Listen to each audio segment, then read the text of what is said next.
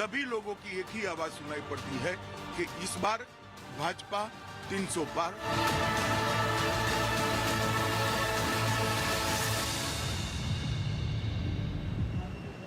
नमस्कार, आप देख रहे हैं न्यूज 18 इंडिया। आपके साथ मैं हूं सबीना तामंग देशमुख।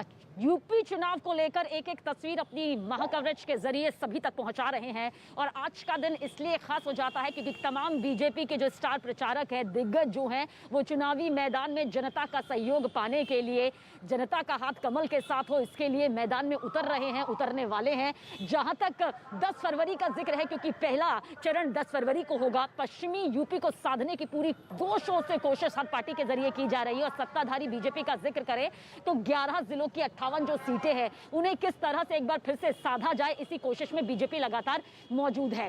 लेकिन आज की तस्वीर केंद्रीय गृह मंत्री अमित शाह के लहजे से इसलिए खास हो जाती है क्योंकि अब से कुछ देर बाद वो वृंदावन पहुंचेंगे, बांके बिहारी के दर्शन वहां करते हुए नजर आएंगे और उसके बाद वो यहां आएंगे, यानी कि गोवर्धन रोड के पास में ही मौजूद है श्रीजी बाबा सरस्वती विद्या मंदिर मथुरा। यहां पर आएंगे अमित शाह और पीछे की तस्वीरें देखिए किस तरह से सिक्योरिटी के पूरे इंतजाम यहां पर किए गए हैं। बाहर पूरी तरह से बैरिकेड लगाया गया है, रूट काफी हद तक डाइवर्ट यहां पर कर दिए गए हैं ताकि अमित शाह जब यहां पर पहुंचे तो प्रभावी मतदाता संवाद जो है, सुनिए ध्यान से, प्रभावी मतदाता संवाद यहां पर करेंगे, यानी कि डोर टू डोर कैंपेन का जो है वो एक बेहद हिस्सा यहां पर है। इसके अलावा आपको बताते हैं कि आज की ये पूरी चुनावी तस्वीर किस तरह से यहां पर नजर आने वाली है। सबसे पहले विधानसभा चुनाव की रणभेरी देखिए बज चुकी है और इसी के चलते ये पूरी तस्वीर लगातार कदम दर कदम बढ़ती जा रही है। चुनावी महायुद्ध में अपनी तस्वीर को, अपनी जीत को पक्की करने के लिए बीजेपी पूरी रणनीति के साथ यहां पर उभरी हुई है।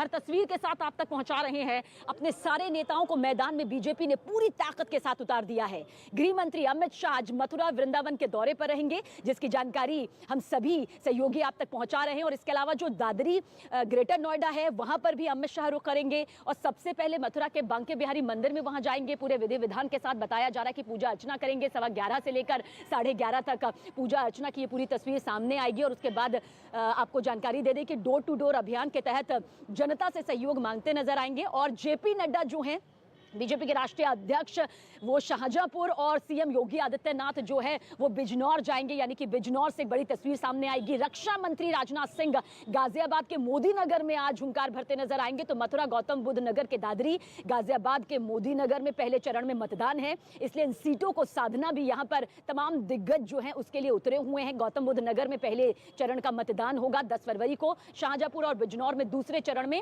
14 फरवरी को वोट डाले जाएंगे। तो देखिए किस तरह से ये तस्वीर सामने आ रही है।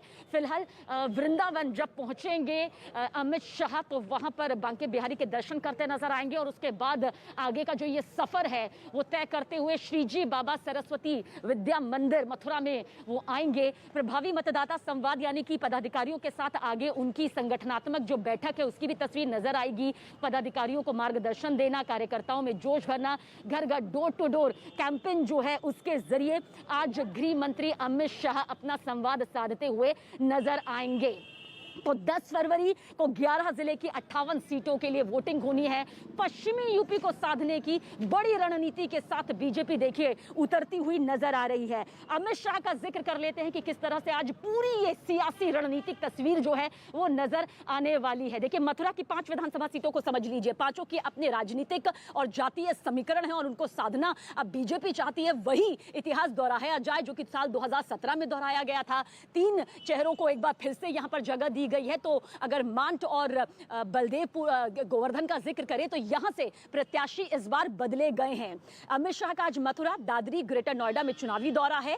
अमित शाह सुबह 11:30 बजे वृंदावन पहुंचेंगे, वहां पर बांके बिहारी जी का आशीर्वाद लेते हुए वो नजर आएंगे। उसके बाद उनका काफिला आगे बढ़ेगा। प्रभावी मतदाता संवाद, जैसा कि जानकारी हम दे रहे हैं, प्रभावी मतदाता संवाद के जरिए कार्यकर्ताओं में जोश भरेंगे, जनता के साथ उनका संवाद होगा। पदाधिकारियों के साथ जो कि पार्टी से जुड़े हुए हैं उनके साथ उनकी बैठक यहां पर चलेगी जो कि करीब दोपहर 1 बजे से 2 बजे तक के बीच की बताई जा रही है। फिर उसके बाद लंच टाइम होगा, यहां से फिर दोबारा से अपने चॉपर के जरिए वो उड़ान आगे की यात्रा के लिए भर लेंगे। लेकिन ये जो पूरा वक्त उनका आज मथुरा में रहने वाला है और पूरे दौरे के दौरान रहने वाला है, उसकी सियासी तस्वीर इस लिहाज से महत्वपूर्ण हो जाती है क्योंकि अब मथुरा को एक बार फिर से साधने की कोशिश यहां पर की जा रही है। मथुरा विधानसभा की 5 सीटें यहां पर आती हैं, ये जरूर आपको यहां पर बता देते हैं। जानकारी के तौर पर हमारे सहयोगी अमित पांडे हमारे साथ वृंदावन से लगातार बने हुए हैं। अमित, क्या वृंदावन की तस्वीर इस वक्त नजर आ रही है? राधे राधे श्री कृष्ण के नाम का जो जाप है उसके बीच आज सियासी कर्मयुद्ध किस तरह से नजर आएगा? देखिए, ब्रज क्षेत्र बहुत ही महत्वपूर्ण है यूपी बीजेपी के लिए, क्योंकि जय श्री राम का नारा इन्होंने दिया था, काशी विश्वनाथ जय भोलेनाथ का नारा दिया था, अब हाथी घोड़ा पाल की जय कन्हैया लाल की ये नारा जो है जय श्री कृष्ण भूमि का नारा है, ये बीजेपी के प्रमुख एजेंडे में है और इसका जिक्र भी किया है सबीना। उन्होंने अपने चुनाव प्रचार अभियान में, यानी कि कृष्ण जन्मभूमि के इस बात को प्रमुखता से बीजेपी चुनाव प्रचार अभियान में ले जाएगी। और अब ये क्या यहाँ पर करें, आएंगे, क्यों महत्वपूर्ण नेता आएंगे, हम आपको बताते हैं। देखिए पीछे देखिए, बांके बिहारी मंदिर है और यहाँ पर गृह मंत्री अमित शाह आएंगे और इसके बाद मथुरा जाएंगे। ये अध्यात्म की तस्वीर है, यहाँ दर्शन करेंगे। इस मंत्री रहते हुए पहली बार गृह मंत्री अमित शाह यहाँ पर आएंगे और इस मंदिर का दर्शन करेंगे और उसके बाद यहाँ पर भी इस बात की संभावना है कि इन गलियों में जाएंगे, डोर टू डोर कैंपेन यहाँ पर करेंगे और अभियान जो है वो मतदाताओं से संपर्क करेंगे। तो विस्तृत रणनीति है, अध्यात्म, जनसंपर्क और कोरोना प्रोटोकॉल के तहत नियम को पालन करते हुए चुनाव प्रचार अभियान हम इसको देखेंगे। शीर्ष नेता यहाँ पे उतरेंगे और उसी तरीके से अन्य बीजेपी के जो शीर्ष नेता है वो ब्रज क्षेत्र, पश्चिमी उत्तर प्रदेश के अलग अलग क्षेत्रों में आएंगे। बिल्कुल, तो अयोध्या देखिए राम की नगरी है, शिव की नगरी काशी है, तो कृष्ण की नगरी मथुरा है और मथुरा वैश्विक तौर पर भी प्रसिद्ध है। और जब सियासत का जिक्र आता है तो मथुरा की अहमियत, मथुरा की जो महत्ता है वो नजर आ जाती है सियासी महासंग्राम को लेकर। लौटेंगे आपके पास अमित, क्योंकि वृंदावन से ही वो यहाँ पर शुरुआत जो करने जा रहे हैं उसकी सबसे पहली तस्वीर न्यूज 18 इंडिया के जरिए, आपके जरिए जरूर यहाँ पर दिखाएंगे। लेकिन आज की तस्वीर और किन लहजों से बड़ी होने वाली है? देखिए बीजेपी ने अपना डोर टू डोर कैंपेन जो है वो बहुत तेजी के साथ शुरू कर दिया है, न सिर्फ शुरू किया है बल्कि आगे भी पूरे दमखम के साथ पार्टी इसे बढ़ाती नजर आ रही है। राजनीतिक पार्टियों के कार्यकर्ताओं से लेकर राष्ट्रीय स्तर के जो नेता हैं पूरे जोश खरोश में दमखम के साथ उम्मीदवारों को जिताने के लिए कोई भी कोर कसर बाकी नहीं छोड़ना चाहते। और इसी कड़ी में बीजेपी अध्यक्ष जेपी नड्डा आज शाहजहांपुर में है, जबकि सीएम योगी आदित्यनाथ जो हैं आज पश्चिमी उत्तर प्रदेश में पार्टी पदाधिकारियों के साथ बैठक कर चुनावी माहौल का जायजा लेते नजर आएंगे। इसके लिए आज वो बिजनौर में यहाँ पर हैं। बिजनौर की 3 विधानसभा सीटों बिजनौर, नजीबाबाद, धामपुर में डोर टू डोर जनसंपर्क जो है उनके जरिए किया जाएगा और इसके जरिए जनता से घर घर जाकर बीजेपी के पक्ष में वोट हासिल करने की अपील, कोशिश यहां पर नजर आएगी। और इसके अलावा रक्षा मंत्री राजनाथ सिंह गाजियाबाद के मोदी नगर में बीजेपी उम्मीदवार के लिए चुनाव प्रचार करेंगे। तो उत्तर प्रदेश की 403 विधानसभा सीटों के लिए बीजेपी की पूरी जोर आजमाइश देखिए किस तरह से जारी है। अमित पांडे हमारे सहयोगी हमारे साथ बने हुए हैं। अमित, एक बार फिर से आपकी तरफ रुख करेंगे। आज श्री कृष्ण की नगरी से तो बड़ी तस्वीर नजर आ ही रही है, बाकी जो बीजेपी के स्टार प्रचारक है, बाकी दिग्गज नेता हैं वो भी आज इस मैदान में उतर रहे हैं ताकि मैदान में उतरे उम्मीदवारों के लिए जनता से वोट की अपील की जा सके।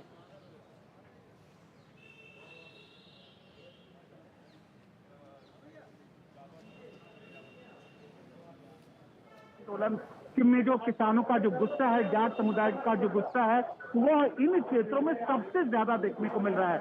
और अब बीजेपी कोई भी खतरा मोल लेना नहीं चाहती, वह अपने गढ़ को किसी भी कीमत में यहाँ पर बचाना चाहती। इसीलिए एक साथ 4 जो शीर्ष नेता मौजूद रहेंगे, मुख्यमंत्री मौजूद रहेंगे बिजनौर में, बीजेपी अध्यक्ष रोहेलखंड क्षेत्र में शाहजहांपुर में मौजूद रहेंगे, ब्रज क्षेत्र में गृह मंत्री अमित शाह पूर्व पार्टी के अध्यक्ष वह मौजूद रहेंगे, पश्चिमी उत्तर प्रदेश गाजियाबाद में पूर्व अध्यक्ष बीजेपी के और रक्षा मंत्री राजनाथ सिंह में, देखिए वो मंत्री तो हैं ही ये सब, लेकिन पूर्व अध्यक्ष रहे पार्टी में महत्वपूर्ण जिम्मेदारी निभा चुके हैं। तो किस तरीके से आएंगे, वो कार्यकर्ताओं से संवाद करेंगे और जमीनी हालात क्या हैं, इस किसान आंदोलन की वजह से, महंगाई की वजह से, कोविड की वजह से जो लगातार विरोधियों ने उनके पर हमला जो किया था, अब उसको कैसे जवाब देना है, बदली हुई परिस्थितियों में कैसे बीजेपी रणनीति अपनी तैयार करे, ये अहम संवाद यहाँ पर उनके बीच में होगा। और इसीलिए कल भी जाट नेताओं के साथ, इस पूरे के पूरे इलाके के जाट नेताओं के साथ भी संवाद हो चुका है गृह मंत्री अमित शाह का। लगातार इस संवाद की प्रक्रिया जारी है और कैसे इस गुस्से को, कैसे बदली हुई परिस्थितियों में चुनावी प्रचार अभियान को धार दी जा सके, उस पर ये पूरी की पूरी रणनीति तय होगी। बिल्कुल, तो तमाम दिग्गज जो बीजेपी के हैं वो चुनावी धार को आगे मजबूत करने के लिए और जनता से वोट की अपील कमल के पक्ष में करने के लिए, बीजेपी का साथ देने के लिए लगातार करती जा रही है। और बीजेपी के राष्ट्रीय अध्यक्ष जेपी नड्डा का भी जिक्र यहाँ पर करना जरूरी हो जाता है। अमित, लौटेंगे आपके पास, आगे की जानकारी भी आपसे लेंगे, क्योंकि बीजेपी के राष्ट्रीय अध्यक्ष जेपी नड्डा जो है वो लगातार इस चुनावी प्रचार अभियान में जुटे हुए हैं। ऐसे में आज की तस्वीर उनके जरिए बेहद अहम होगी। आज दोपहर बीजेपी अध्यक्ष जेपी नड्डा 12 बजे शाहजहांपुर में चुनाव पदाधिकारियों के साथ में एक बेहद खास बैठक करने जा रहे हैं। बेहद महत्वपूर्ण ये बैठक मानी जा रही है। दोपहर करीब 1:10 पर वो टाउन हॉल में प्रभावी मतदाताओं के साथ संवाद करेंगे। दोपहर 2:20 पर उनका सदर बाजार में घर घर जनसंपर्क का कार्यक्रम है। 3:40 पर फरीदपुर में घर घर जनसंपर्क की तस्वीर नजर आएगी और इसके बाद फरीदपुर विधानसभा के प्रभावी मतदाताओं के साथ उनका संवाद भी होगा। शाम 5:10 पर वो फरीदपुर विधानसभा चुनाव के पदाधिकारियों के साथ खास बैठक करेंगे। वहीं सीएम योगी आदित्यनाथ कल बिजनौर जिले के दौरे पर रहेंगे। बिजनौर, नजीबाबाद, धामपुर विधानसभाओं के दौरों पर रहेंगे और साथ ही रक्षा मंत्री राजनाथ सिंह मोदी नगर में चुनाव प्रचार की शुरुआत करते हुए नजर आएंगे। तो ये पूरी तस्वीर जो है किस तरह से यहाँ पर रहने वाली है, ये अब तक हम दिखा रहे हैं। और इस बीच सीएम योगी आदित्यनाथ के ट्वीट का भी जिक्र यहाँ कर लेते हैं, क्योंकि सियासी माहौल में लगातार ट्वीट जो हैं वो भी सामने आते रहे हैं। ऐसे में सीएम योगी आदित्यनाथ ने क्या कुछ ट्वीट किया है। समाजवादी पार्टी पर ट्वीट करके सीएम योगी आदित्यनाथ ने हमला किया, ट्वीट किया, प्रदेश की पहचान अब दिव्य कुंभ और भव्य दीपोत्सव से है, वही रहेगी। प्रदेश की पहचान सैफई महोत्सव से बनाने की लालसा रखने वाले अब इतिहास है, इतिहास ही रहेंगे। तो सीधे सीधे और साफ शब्दों में समाजवादी पार्टी पर सीएम योगी आदित्यनाथ का ये कटाक्ष सामने आया है ट्वीट के जरिए। अमित पांडे हमारे सहयोगी हमारे साथ वृंदावन से लगातार बने हुए हैं। अमित, एक बार फिर से आपकी तरफ रुख, सीएम योगी आदित्यनाथ का ट्वीट और साथ ही साथ तमाम दिग्गज जो हैं वो चुनावी मैदान में उतरे हुए हैं, क्योंकि बीजेपी जानती है जैसा कि पिछली बार 312 सीटें उसने अपने दमखम पर जीती और फिर पूर्ण बहुमत के साथ सत्ता बनाई, इतिहास दोहराने की कोशिश। जी बिल्कुल, सीएम योगी आदित्यनाथ का ये ट्वीट है और उसके बाद एक और ट्वीट आपको ध्यान में रखना होगा। जयंत चौधरी का ट्वीट है कि हम मजबूती से बीजेपी का मुकाबला करेंगे, 700 जो युवाओं है उनसे मुलाकात करें। देखिए ये जयंत चौधरी जाटलैंड, यही मथुरा से ही, मथुरा वृंदावन से ही वह सांसद रहे हैं। 2009 में सांसद रहे, 2014 में आ रहे, 2019 में वो आ रहे हैं। लेकिन ये जो उनकी ट्वीट का जो हमें रिफ्लेक्शन है वो देखने को मिल रहा है इस पूरे के पूरे चुनाव प्रचार अभियान में। और अब यहाँ पर यही देखना होगा कि कैसे क्या गृह मंत्री आते हैं, यहाँ पर क्या बातें बोलते हैं, साथ ही बीजेपी अध्यक्ष जेपी नड्डा क्या बातें बोलते हैं, रक्षा मंत्री राजनाथ सिंह भी क्या बातें बोलते हैं, और अब उनका जवाब कैसे विपक्षी दल सपा और आरएलडी देखता। बहुत दिलचस्प सियासी जमीन हो रही है। अध्यात्म, जन आरोप, प्रत्यारोप, मुद्दे, समुदाय सब उभर कर पहले फेज के इलेक्शन में राउंड 1 में सामने आ रहे हैं। जी बिल्कुल, और कहा जा सकता है कि धर्म और कर्म जिसे बीजेपी सत्ता में आने के बाद से और सत्ता से पहले भी लगातार साथ लेकर चलती रही है, उसी को लेकर अब भी बीजेपी आगे बढ़ती हुई नजर आ रही है, क्योंकि यूपी में और बाकी राज्यों में इतिहास दोहराना चाहती है, जीत हासिल करना चाहती है। यूपी का जिक्र बार बार इसलिए हो जाता है, सबसे बड़ा राज्य और साथ ही सबसे महत्वपूर्ण राज्य कहा जाता है कि यहाँ की सत्ता पर जो पार्टी अपना दबदबा कायम कर लेती है, राष्ट्रीय राजनीति में उसका दबदबा बहुत हद तक, काफी हद तक कायम हो जाता है। ऐसे में यूपी बेहद महत्वपूर्ण चुनावी राज्यों में, इसमें कोई दो राय नहीं। लेकिन इस बीच बीजेपी से शलभ मणि त्रिपाठी का एक वीडियो भी जो उन्होंने ट्वीट किया है वो आपको यहां पर दिखाएंगे। ये वीडियो इस वक्त आपके टीवी स्क्रीन पर साथ में है, इसके बारे में पूरी डिटेल हम आप तक पहुंचा दे। यूपी बीजेपी के प्रवक्ता शलभ मणि त्रिपाठी ने एक वीडियो ट्वीट किया समाजवादी पार्टी पर। देखिए इस वीडियो के जरिए हमला बोला गया है। इस वीडियो के साथ क्या कुछ उन्होंने लिखा, ये अमरोहा के एसपी उम्मीदवार मुखिया कुमार हैं, कह रहे हैं बीजेपी विधायक के घर डकैती डालूंगा, 16 बार जेल काट चुका है, जेल से नहीं डरता हूं। ये कोटेशन, ये जो बयान है, ये भी उन्होंने इसके साथ में, इस वीडियो के साथ में ट्वीट किया है। देखिए आप।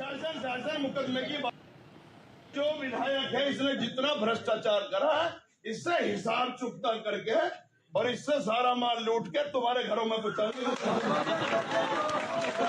बात के लिए जाना जाता हूँ। और ये जो प्रशासन शासन मुकदमे की बात करे, इनकी ऐसी की तैसी 16 बार जेल काट रखी है मेरे पे, ये मुकदमा लगाएंगे।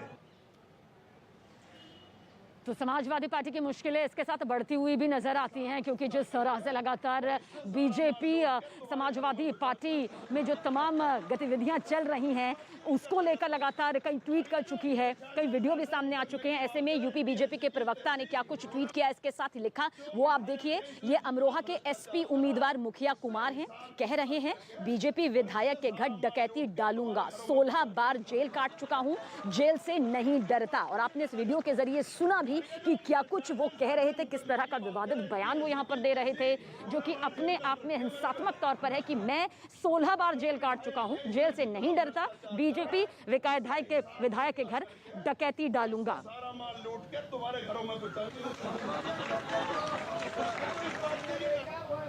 और उत्तराखंड से भी इस वक्त बड़ी खबर यहाँ पर सामने आ रही है। आइए उत्तराखंड, क्योंकि यहाँ पर भी ये चुनावी राज्य है, ऐसे में चुनावी हलचल जो है वो उत्तराखंड से भी बढ़ती हुई दिखाई दे रही है। इसी के तहत जो खबर इस वक्त हमारे पास है, उत्तराखंड के पूर्व कांग्रेस प्रमुख किशोर उपाध्याय को पार्टी गतिविधि जो विरोधी गतिविधियां हैं उसके चलते 6 साल के लिए कांग्रेस से निष्कासित कर दिया गया है। इस वक्त की बड़ी खबर, अहम खबर, सियासी तौर पर और भी ज्यादा इसलिए क्योंकि जहां पार्टी लगातार मजबूत होने की कोशिश कर रही है, वहीं पर उन चेहरों पर कार्रवाई भी जारी है जो कि पार्टी विरोधी गतिविधियों में शामिल होते नजर आ रहे हैं, जिनमें नाम जो है वो पूर्व कांग्रेस प्रमुख किशोर उपाध्याय का सामने आ रहा है, जिन्हें पार्टी विरोधी गतिविधियों के लिए 6 साल के लिए कांग्रेस से निष्कासित कर दिया गया और इससे पहले उन्हें अनुशासनात्मक कार्रवाई के रूप में सभी पदों से हटा दिया गया था। खबर है कि आज 9:30 बजे उत्तराखंड बीजेपी मुख्यालय में वरिष्ठ नेता किशोर उपाध्याय कांग्रेस छोड़कर बीजेपी की सदस्यता लेंगे। वक्त में थोड़ा ऊपर नीचे का फेरबदल हो सकता है, लेकिन यानी एक और बड़ा झटका यहां पर कांग्रेस के लिए सामने आता नजर आ रहा है। हालांकि निष्कासित जरूर किया गया है, पर इस बीच सियासी जो खबरें हैं वो इस तरफ जोर पकड़ रही हैं कि किशोर उपाध्याय बीजेपी का हाथ थाम सकते हैं और बीजेपी दफ्तर किशोर उपाध्याय पहुंच चुके हैं। तस्वीर इस वक्त आपके सामने हम रखने जा रहे हैं, पूरी खबर आपको पहुंचा दें। उत्तराखंड उन 5 सियासी राज्यों में शुमार है जहां पर सत्ता पाने की कोशिश एक बार फिर से की जा रही है, जहां की जो चुनावी गलियां हैं वो इस वक्त सियासी नारों से पटी पड़ी हैं, लेकिन इस बीच पार्टी कांग्रेस जो है वो मजबूत नहीं बल्कि कमजोर होती दिखाई दे रही है। पार्टी विरोधी गतिविधियों के लिए किशोर उपाध्याय को 6 साल के लिए निष्कासित किया गया और बीजेपी का साथ अब वो देने जा रहे हैं, जिसके लिए बीजेपी दफ्तर वो पहुंच चुके हैं। इस वक्त की तस्वीर भी आपके सामने मौजूद है। कांग्रेस से निष्कासित किशोर उपाध्याय आज बीजेपी की सदस्यता लेते हुए नजर आएंगे और नामांकन का देखिए दौर भी यहाँ पर जारी है अब, क्योंकि ये जो पूरी प्रक्रिया है वो लगातार चरणबद्ध तरीके से आगे बढ़ रही है। प्रत्याशी जो हैं वो सामने चुनावी मैदान में उतर रहे हैं, बीजेपी के दिग्गज उतर रहे हैं। ऐसे में जो नामांकन की प्रक्रिया है पुष्कर सिंह धामी की भी लेकर उसकी खबर भी आप तक यहाँ पर अब पहुँचाने जा रहे हैं, क्योंकि ये सबसे महत्वपूर्ण प्रक्रिया होती है जब ये पूरा तय हो जाता है कि आखिर वो कौन से चेहरे होंगे जो कि जनता के बीच उतरेंगे। क्या कुछ प्रोसेस इसका होता है वो भी आपको मालूम है। तो कांग्रेस से निष्कासित किशोर उपाध्याय आज बीजेपी की सदस्यता लेंगे। वहीं उत्तराखंड के मुख्यमंत्री पुष्कर सिंह धामी आज अपना नामांकन दाखिल करेंगे। पुष्कर सिंह धामी खटीमा विधानसभा सीट से नामांकन दाखिल करने जा रहे हैं। नामांकन से पहले पुष्कर सिंह धामी ने मंदिर पहुंचकर देखिए भगवान का आशीर्वाद भी लिया।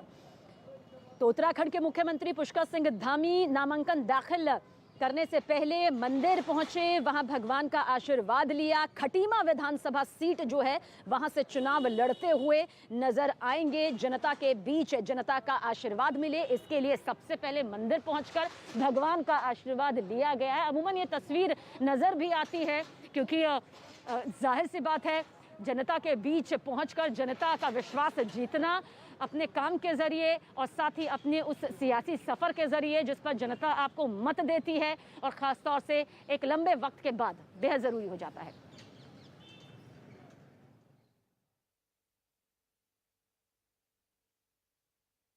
और इस वक्त हम बात करेंगे पटना को लेकर। पटना के पत्रकार नगर थाने की पुलिस ने कोचिंग संचालकों और कई छात्रों पर केस दर्ज कर लिया है। दर्ज केसेस की संख्या कितनी है ये हम आपको बता देते हैं। 300 से 400 अज्ञात लोगों पर भी केस दर्ज हुआ है। खान सर के अलावा SK झा, नवीन, अमरनाथ, गगन प्रताप, गोपाल वर्मा और बाजार समिति के विभिन्न कोचिंग संचालकों के खिलाफ भी केस दर्ज हुआ है। साथ ही कई छात्रों को हिरासत में लिया गया है। तो ये जितने नाम इस वक्त हम सिलसिलेवार तरीके से आपके सामने रख रहे हैं वो सभी कोचिंग संचालक है और इसमें ये खान सर जो हैं वो ज़्यादा फेमस है और इनसे पूछताछ भी करने की कोशिश की जा रही है। हालांकि इनकी क्या भूमिका है नहीं है ये अलग मसला है, लेकिन इस वक्त कितने लोगों पर केसेस हुए हैं ये हम आपको बता रहे हैं बाकायदा नाम के साथ। लेकिन 300 से 400 ऐसे भी अज्ञात लोग हैं जिनके खिलाफ केस दर्ज हो चुका है। दरअसल रेलवे की संपत्ति को फूंक दी गई। गया से जो तस्वीरें आई वो बेहद भयावह थी। 3 दिनों से लगातार छात्र उग्र थे, गुस्से में थे। रेलवे ने उनकी बातें मानी, लेकिन इस बीच इन छात्रों को कौन गुमराह कर रहा है इसको लेकर अब जितने भी कोचिंग संचालक हैं उनके ऊपर केसेस दर्ज हो रहे हैं। इस वक्त की सबसे बड़ी जानकारी हम आपको बता रहे हैं, अपडेट कर रहे हैं। इस वक्त बिहार की राजधानी पटना से ऐसी खबरें निकलकर सामने आ रही है और कोचिंग संचालकों पर निशाना है। बिहार से उत्तर प्रदेश तक छात्रों के बवाल के साथ सियासी घमासान मच चुका है। हालांकि रेलवे ने आरोपों की जांच पर कमेटी का गठन कर दिया है और रेल मंत्री ने किसी के साथ नाइंसाफी नहीं होने का भरोसा दिया है, लेकिन छात्रों का हंगामा नहीं थमा। बिहार में भी तीसरे दिन कई जगहों पर तोड़फोड़ और हिंसा हुई, तो वहीं यूपी के प्रयागराज में पुलिस ने लॉज में घुसकर प्रदर्शनकारी छात्रों की जमकर पिटाई कर दी। इस मामले में कार्रवाई करते हुए 3 सिपाहियों को सस्पेंड किया जा चुका है। अलग अलग जगहों की तस्वीरें भी अब सिलसिलेवार तरीके से हम आपको दिखाएंगे कि प्रयागराज में क्या घटना हुई थी। और ये 26 जनवरी को जो घटना की तस्वीरें निकलकर सामने आई, गया में कई ट्रेनों की बोगियों को फूंक दिया गया। तो चंद्रमोहन इस वक्त हमारे सहयोगी हमारे साथ जुड़ चुके हैं। चंद्रमोहन, ये कोचिंग संचालक जो है पटना के, उनको ज्यादा टारगेट किया जा रहा है और उनकी भूमिका संदेहास्पद मानी जा रही है, सच्चाई क्या है? बिल्कुल, देखिए, हंगामा जिस दिन हुआ था पटना के राजेंद्र नगर इलाके में और पटना के कई इलाके में, उस दिन छात्रों को गिरफ्तार किया गया था जो हंगामा कर रहे थे और उन्हीं से पूछताछ के आधार पर यह FIR दर्ज किया गया है, जिसमें खान सर समेत कई कोचिंग संचालक हैं जिनके खिलाफ FIR दर्ज किया गया है और आगे पूरे मामले की जांच चल रही है। और साथ ही 400 ऐसे लोग हैं जो अज्ञात के तौर पर उनके खिलाफ FIR दर्ज किया गया और पुलिस पूरे मामले की जांच कर रही है। और साथ ही CCTV फुटेज भी खंगाले जाएंगे कि आखिर कौन कौन छात्र उस दिन वहां पर मौजूद थे और फिर उनके खिलाफ भी कार्रवाई होगी। तो जो ये हंगामा हुआ था, रेलवे के जो अभ्यर्थी थे जो पटना के राजेंद्र नगर इलाके में स्टेशन पर उतरकर और रेलवे ट्रैक पर उतरकर लगातार हंगामा कर रहे थे और साथ ही पटना के धिघरा पहाड़ी में भी पुलिस और छात्रों के बीच में जमकर झड़प हुई थी। तो इस पूरे मामले में जो छात्र गिरफ्तार हुए उनसे पूछताछ के आधार पर इन कोचिंग संचालकों के खिलाफ FIR दर्ज किया गया है और पूरे मामले की जांच भी चल रही है। चलिए, एक बार फिर से हम आपका रुख करेंगे। इस बीच हम अपने दर्शकों को खबर अपडेट कर दें। सूत्रों के हवाले से खबर है कि छात्र 28 जनवरी को गोरखपुर रेलवे स्टेशन को हाईजैक करने की तैयारी में है, जिसे कांग्रेस के बड़े नेता भी समर्थन देंगे। इस मुद्दे पर पटना में छात्रों की बैठक भी हुई है, जिसमें देश भर में आंदोलन को फैलाने पर चर्चा की गई। बताया यह भी जा रहा है कि ईस्टर्न रेलवे के जनरल मैनेजर समेत सभी बड़े अधिकारियों को एक चिट्ठी भेजी गई है, जिसमें इस आंदोलन में कांग्रेस की भूमिका का जिक्र किया गया है। 25 जनवरी की रात ये चिट्ठी रेलवे के अधिकारियों को भेजी गई है और उस चिट्ठी की तस्वीरें भी इस वक्त आपके टीवी स्क्रीन पर है। 28 तारीख यानी कल को लेकर यह आंदोलन की प्लानिंग है, लेकिन इसमें कांग्रेस पार्टी के कुछ नेताओं की भूमिका सामने आ रही है। इसमें कितनी सच्चाई है, आने वाले वक्त में इस बात का खुलासा हो जाएगा, लेकिन अभी तक ये बातें निकलकर सामने आ रही है। रेलवे अभ्यर्थियों के आंदोलन को, रेलवे अभ्यर्थियों के उचित मांग को कांग्रेस पार्टी समर्थन करती है और कांग्रेस पार्टी रेल मंत्रालय से यह आग्रह करती है कि गिरफ्तार रेलवे अभ्यर्थियों को बिना शर्त रिहा किया जाए। उन बच्चों पे जो FIR हुआ है उसको वापस लिया जाए और निष्पक्ष तरीके से बेहतर रिजल्ट हो, इसलिए बेहतर कदम रेल मंत्रालय उठाए। अगर रेल मंत्रालय उचित समय पर कदम उठा लिया होता तो आज ये आंदोलन देखने को नहीं मिलता। बिहार में RRB NTPC रिजल्ट से गुस्साए अभ्यर्थियों का प्रदर्शन जारी है। गया जंक्शन पर छात्रों ने प्रदर्शन किया। उग्र भीड़ ने पुलिस पर पथराव कर दिया, रेल की बोगी में आग लगा दी। इन्हें रोकने के लिए पुलिस को आंसू गैस का इस्तेमाल भी करना पड़ा। कई और जगहों पर छात्रों ने हंगामा किया है। वहीं जहानाबाद में छात्रों ने रेल रोकी तो सासाराम में छात्रों ने हंगामा किया। ये अलग अलग जिलों की तस्वीरें, बिहार के 3 जिलों की तस्वीरें इस वक्त आपके टीवी स्क्रीन पर। पहली तस्वीर गया की है, दूसरी तस्वीर हम आपको अपडेट कर दें जहानाबाद की और तीसरी सासाराम। 3 तस्वीरें आपके टीवी स्क्रीन पर। छात्रों ने हंगामा किया और इन्हीं तस्वीरों को देखने के बाद कानून हाथ में जब छात्रों ने लिया, बोगियों को फूंक दिया, उसके बाद कोचिंग संचालकों पर भी केस दर्ज हो चुका है, जिसमें खान सर का नाम भी निकलकर सामने आ रहा है। और ये कहा जा रहा है कि हो सकता है कि कोचिंग संचालकों की बड़ी भूमिका रही हो, और अगर कुछ छात्र गुमराह हैं या वो कानून हाथ में ले रहे हैं या वो ज्यादा उग्र हो जा रहे हैं, तो इसके पीछे इनकी भूमिका है। क्या कुछ होना है आने वाले वक्त में हम आपको अपडेट भी करेंगे, क्योंकि अभी केसेस दर्ज हुए हैं और कई ऐसे अज्ञात लोग हैं जिसमें यह कहा जा रहा है कि 300 से 400 लोग हो सकते हैं। ये अज्ञात लोगों पर भी केस दर्ज हुआ है, क्योंकि रेलवे की संपत्ति को नुकसान पहुंचा है। हालांकि इस बीच हमने ये भी देखा कि रेल मंत्री ने आश्वासन दिया कि हम किसी के साथ नाइंसाफी नहीं होने देंगे। मैं मानता हूं कि आपके मन में संशय है, इसको मैं समझ भी सकता हूं। मैं भी इसी तरह की एक प्रणाली से गुजरा हुआ हूं, समझ सकता हूं इसको मैं। इसलिए एकदम सीरियसली आपके सारे पॉइंट्स को लेंगे। मेरा निवेदन है कि कोई भी छात्र कानून को हाथ में न ले, और जो कमिटी बनाई है और हर एक आरआरबी के चेयरमैन को बोला गया है कि आप जहां पर भी जो भी अपने कंसर्न्स आपके सामने फॉर्मली इनफॉर्मली रखना चाहे, आप उनकी बात सुनिए और उसको सारे कंसर्न्स को कंपाइल करिए, कंपाइल करके कमिटी के पास भेजें।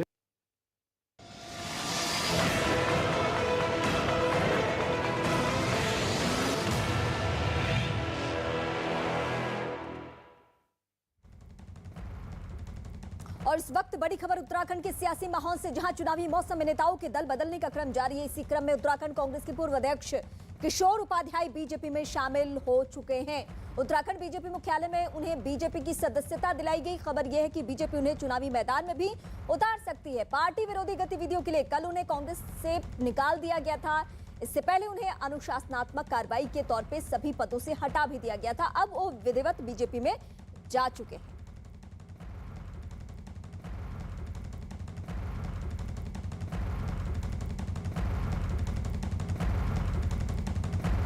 बहुत ही प्यार से हम लोग साथ में रहे। हमारे बड़े भाई बंसल जी जो इसके सारे कार्यक्रम के कर्ता धर्ता हैं, आज मुझे ये दूसरी पार्टी के हैं, बहुत ही प्यार से हम लोग साथ में रहे। हमारे बड़े भाई बंसल जी जो इसके सारे कार्यक्रम के कर्ता धर्ता हैं, आज मुझे ये लगता है कि प्रधानमंत्री जी ने, और आपको जानकारी है मेरे पत्रकार भाइयों में, हमेशा सरोकारों की राजनीति की है मैंने, और उन सरोकारों को लेकर के मैं आज कि वो सरोकार निश्चित रूप से प्रहलाद जोशी जी के नेतृत्व में, इन साथियों के नेतृत्व में, और वो खाली मेरे सरोकार नहीं है, वो टेरी गढ़वाल के सरोकार हैं जिसने विश्व का सबसे बड़ा बांध दिया है। जिस धरती ने माँ गंगा को पैदा किया है, उत्पन्न किया है, जो माँ गंगा को देने वाली बेटी है, और प्रधानमंत्री जी ने 2014 के चुनाव में कहा कि गंगा ने उन्हें बुलाया है काशी में। काशी से लेकर के और केदारनाथ तक, केदारनाथ से लेकर के काशी तक जिस तरह का काम हुआ, और उसके साथ में कि हम माँ गंगा की रक्षा कर सके, टेरी की रक्षा, उत्तराखंड की रक्षा और राष्ट्र की रक्षा तभी संभव है जब उत्तराखंड खुशहाल रहेगा, सुखी रहेगा। उस भावनाओं को लेकर के बड़े लंबे समय से मेरी चर्चा हुई वन अधिकारों को लेकर के, और इस समय क्योंकि चुनाव का वक्त है, मुझे भरोसा है कि मेरी जो भावनाएं हैं इस उत्तराखंड को लेकर के, उसका संरक्षण इन साथियों से भी और प्रधानमंत्री जी से भी मुझे मिलेगा, और उत्तराखंड एक नए सोपान प्रगति के तय करेगा। उसमें मैं एक गिलहरी की तरह जो भूमिका निभा सकता हूँ। प्रदेश में भाजपा की सरकार बन रही है, केंद्र में भाजपा की सरकार है, तो हम मिलजुल करके उत्तराखंड को देश का ही नहीं बल्कि विश्व का एक सर्वोत्तम प्रदेश बना सकते हैं। जल जंगल जमीन के जो मुद्दे हैं उनको लेकर के निश्चित रूप से मुझे संरक्षण मिलेगा। इस भावना को लेकर के मैं इस टीम के साथ शामिल हुआ हूँ, और मुझे बड़ी खुशी है कि आपने मुझे विश्वास दिलाया है कि हम उन सब में एक सहयोगी की भूमिका निभाएंगे। मैं किसी की आलोचना नहीं कर रहा। 45 साल तक मैं जहाँ रहा, मैं उन सबका बहुत धन्यवाद देता हूँ। और जहाँ मैं शामिल हो रहा हूँ, निश्चित रूप से मेरी भावना की रक्षा होगी। मैं इन शब्दों के साथ आप सबको बहुत बहुत धन्यवाद देता हूँ। मैं हमारे प्रदेश के कुछ नहीं, अभी हो गए ना, और क्या बोलना। किशोर जी, एक सवाल है। लंबे समय तक आप कांग्रेस में रहे और